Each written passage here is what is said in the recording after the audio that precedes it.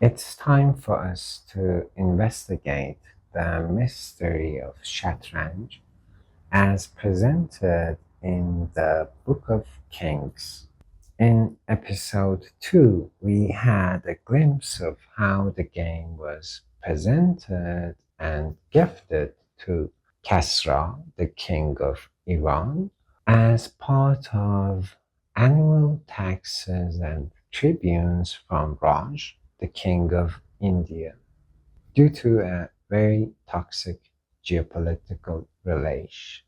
The Indian gift, of course, comes with an impossible challenge, like any gift, and the many ones known to human history and chess players in particular. Iranians are receiving a checkered board plus two sets of pieces made of ivory and teak, all resembling to battlefield symbols except for the two kings, and a set of pawns resembling human subjects to them kings. With no prior knowledge, they should find out or discover the place of each piece and how it moves. In short, in the wording of Shahnama, Nagzebazi, the way of the game, or its rules, as we prefer to call them in our modern times. The actual impossibility of the challenge faced by the Iranian court should be evident to common sense. Even so, it is posited as such centuries later by Ludwig Wittgenstein, the logician who talks about the matter most probably without being aware of the ancient Persian myth. When one shows someone the king in chess and says, "This is the king," this does not tell him the use of this piece, unless he already knows the rules of the game up to this last point, the shape of the king. You could imagine his having learned the rules of the game without ever having been shown an actual piece. Simply put, there is a non-correspondence to be noted. The ancient myth presents what the modern magician or logician refutes rightfully as impossible. To be clear, the matter is an ancient game scrutinized and dissected by two of the most influential intellectual figures of the early 20th century, looking into the game with questions concerning human language, albeit in different veins or with unlike intentions. To recap on the last episode, what interests us is not what Wittgenstein or Saussure offered in their unique conceptions of the game for the sake of linguistics, but to get a glimpse of something both missed. Wittgenstein's formula is very straightforward. The question, "What is a word?"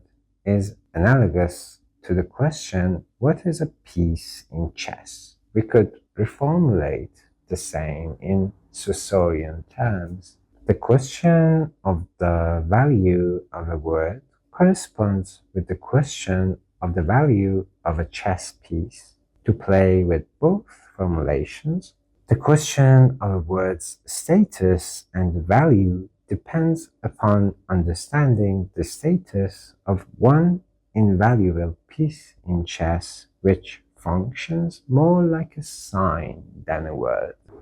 I have a particular conception of a sign for practical reasons or purposes. A sign is that which is more than a signifier.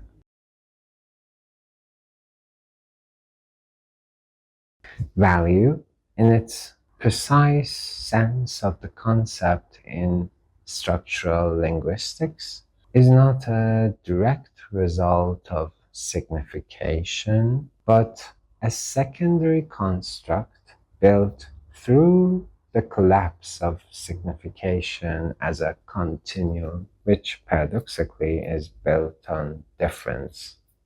In Lacani's formulas, signification is not a function of the chain of signifiers as the play of differences, but a function of the master signifier that provides each element in the chain with a static value. To get back to the game of chess, I would like to reiterate that I'm not in any way arguing against the analogical approaches of Saussure and Wittgenstein toward chess. But to be precise, I am arguing that to understand language in its most structural aspects, we might even fancy an understanding of the game of chess which is more true to the actual play of chess instead of depending on the notion of a semblance between language and, say, a form of play.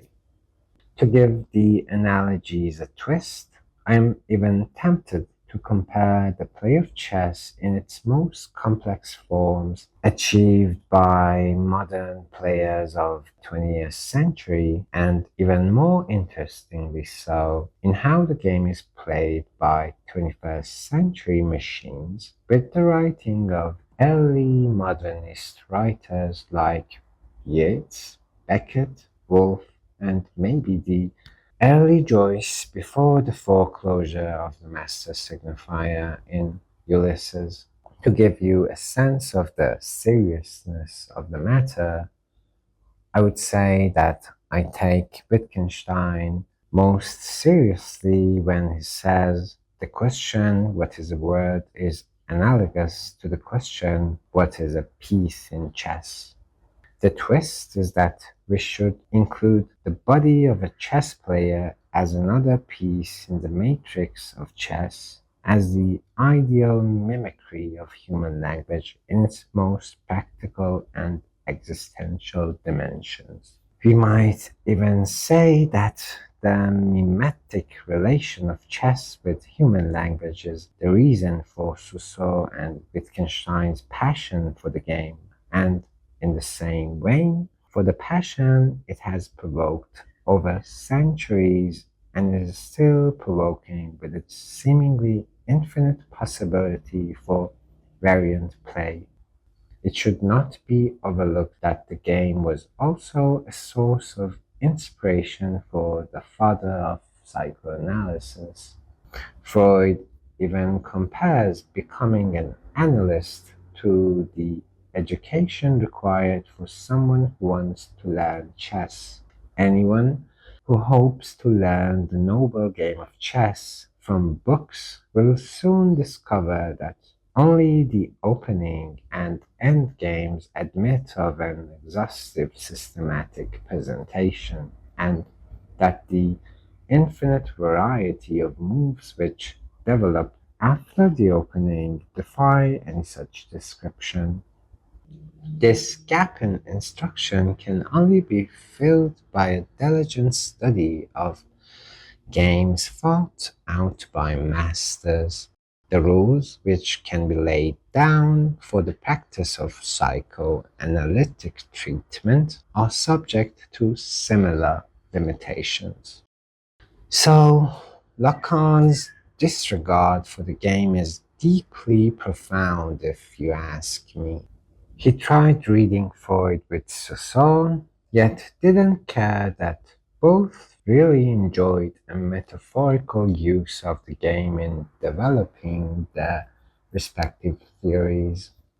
My take on the whole theoretical conjuncture is that Lacan's conception of the master signifier should be regarded and understood even in the light of the theoretical engagements of the likes of Saussure and Freud with the game, especially so Saussure's, whose intellectual investments in an understanding, or say a critical understanding of the game, was really beyond allegory and metaphor. To cut a long story short, chess is the play of the master signifier, or to put it in more fitting feudal terms, the play of the king's insignia.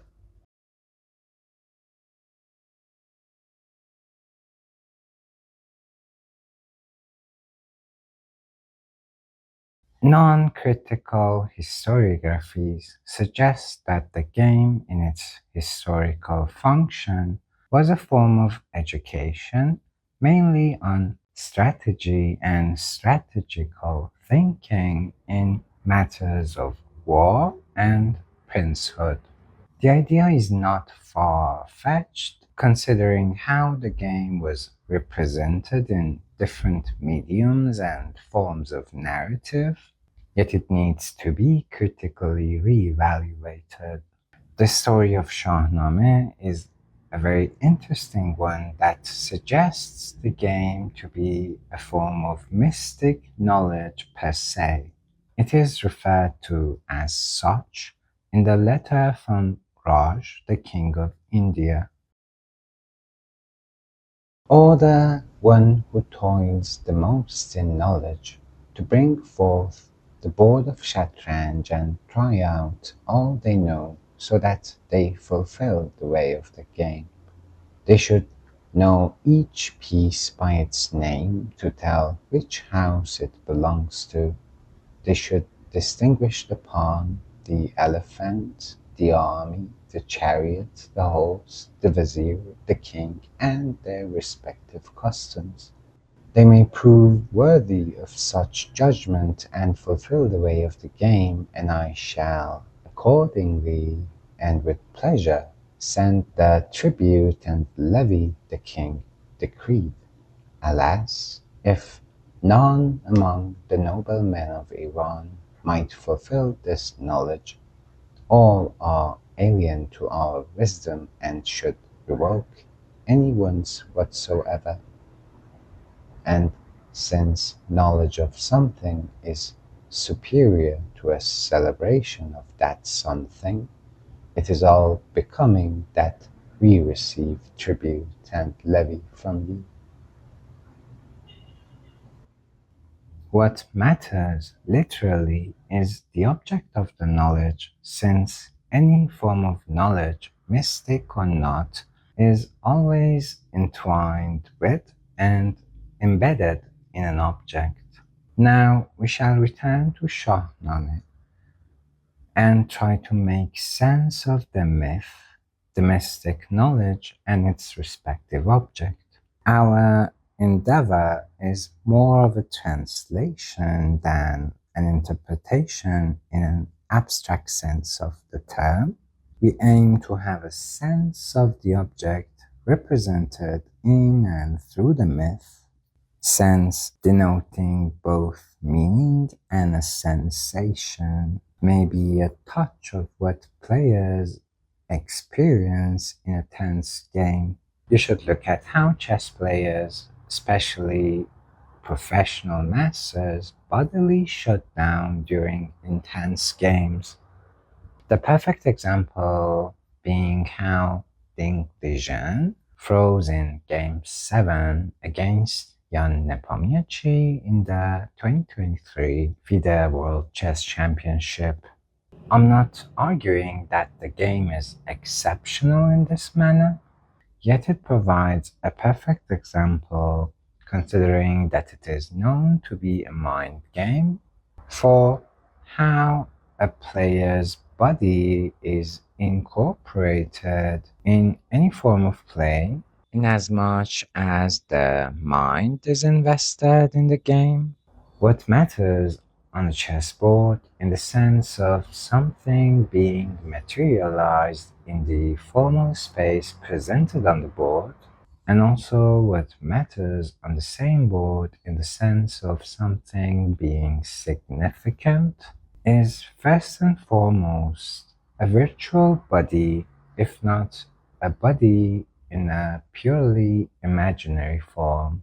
I take a player's bodily effects during an intense game of chess as a symptom, if not proof, of the reality of that virtual body. That is, the mystical or the sublime body of the king, a body symbolically constructed within, and through the play of signs included in a chess game. Now, let's get back to the myth presented in Shahnama. We should regard the Indian gift as a polite way of waging war on the side of the Kingdom of India. Considering the Indian gift as a political gesture toward a dominant kingdom might reveal something deeply and inherently political about the game itself, since an eventual political resolution is also mediated through an instance of Shatranj or the chess game. In the endgame of the story of Shahnama, the Iranian kingdom, against all odds, prevails over the impossible challenge. We might say the tension between the two kingdoms is reflected and resolved between the two kings on the chessboard. A young vizier named Bozorgmer not only penetrated the game's symbolism and gained the know-how, but also doubled the impossibility by winning over the Indian envoy, whom we should regard the master of the artifice, in an actual game of chess. Again, this is the opposite literary and mythical example of what Wittgenstein rightfully deemed to be impossible: receiving the signs and mastering the game without any prior information. It might come as investigating nonsense, yet we should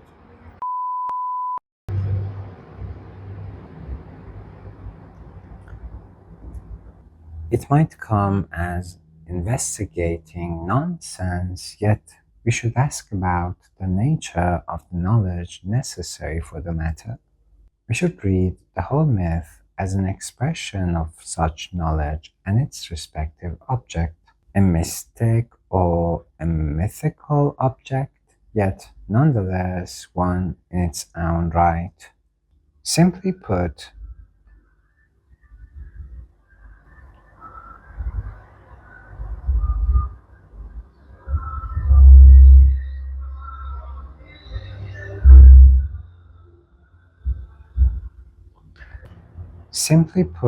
the Iranian triumph over the Indian Rus is due to the young vizier piercing through the signs and symbols scattered on the chessboard and revealing a form of knowledge in pure or perfect action. Let's have a glance at the roots for the Sanskrit name Chaturanga, which, linguistically speaking, is a Bahuvrahi compound, meaning that it denotes its referent by designating a characteristic or a quality the referent possesses. In the case of Chaturanga, the compound denotes a body, an organization, say an army, comprised of four parts: the elephantry, the chariots, the cavalry, and the infantry.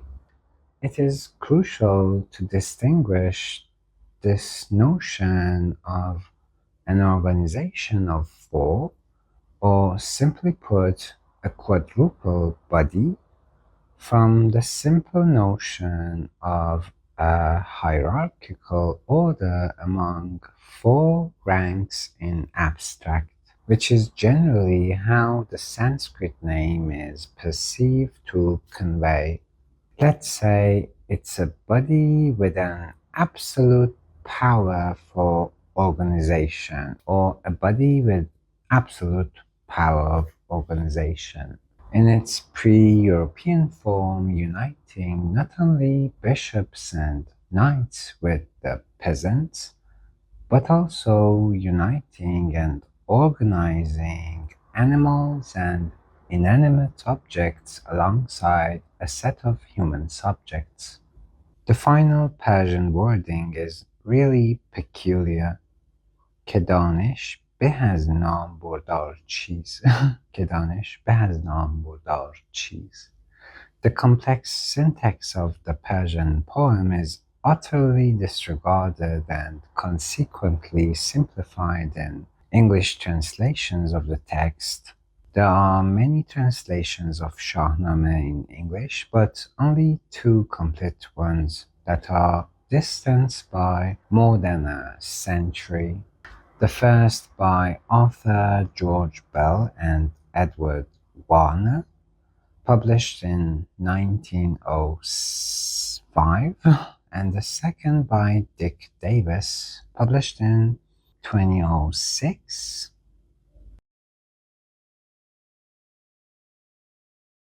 Here is what we read in Davis's more contemporary translation. Since knowledge is the best of all things that confer glory. And here is Bell and Warner's early 20th century work. Since knowledge is of all famed things the best. Since knowledge is of all famed things the best. To get a glimpse of the simplification, compare them to this literal one, which is more attentive to the original syntax and the meaning it conveys. For knowledge of something is superior to the celebration of the same thing in a name or a celebrated sign.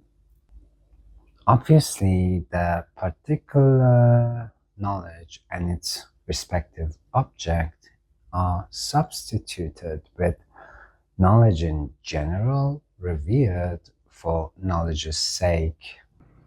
It should not be regarded as much of a fault on the side of translators than a hermeneutical problem, and a truly theoretical one for translating an ancient poem whose historical function is lost, much like Shatranj, chess, the game itself.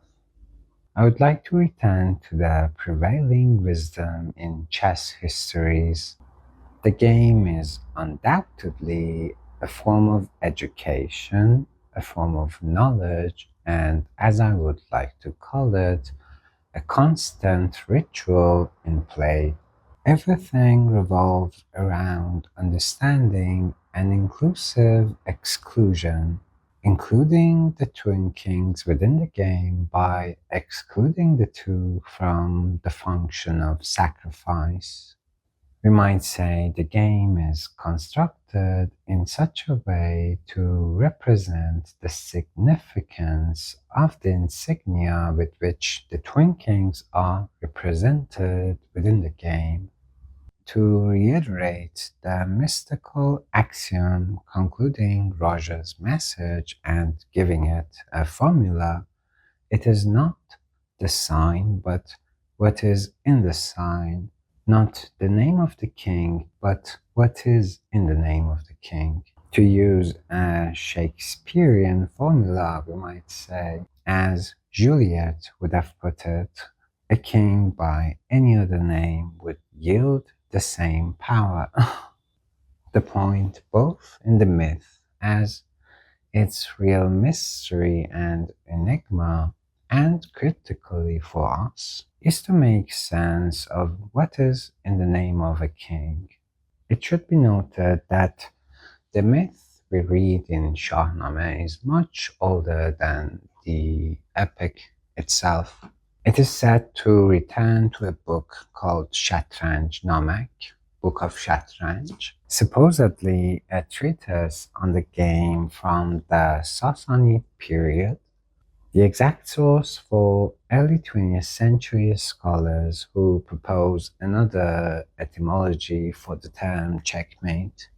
So we might say Ferdowsi's take is to translate or retranslate the old myth into a literary corpus for Persian mythology.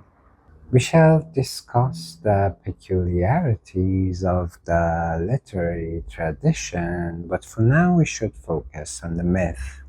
Considering the historical significance of Ferdowsi's Shahnama for the whole royal literary tradition, we might say his act initiates a trope that brings the metaphor of Shatranj and its king to the center of a discourse on the institution of kingship and the dignity of the king. Literally frozen right now. He's gonna have to bullet out the moves. Make a move, he has make to a be move, make a careful so move. that he actually is able to What even is make he the moves doing? physically. He's frozen, guys. It's a tension thing. Less He's than frozen. 2 minutes. He's Oh my stuck. gosh. What is he doing? His body's frozen. He's gonna Oh get my flagged. He's got God. 9 moves to make. He's got a minute frozen 50. completely. He's gotta go. He's gotta frozen. go. Oh my gosh. He's gonna have to play like Look, a he's frozen. hyperbolic It game. happens. I've seen it happen to Oh. people. They freeze. He's frozen.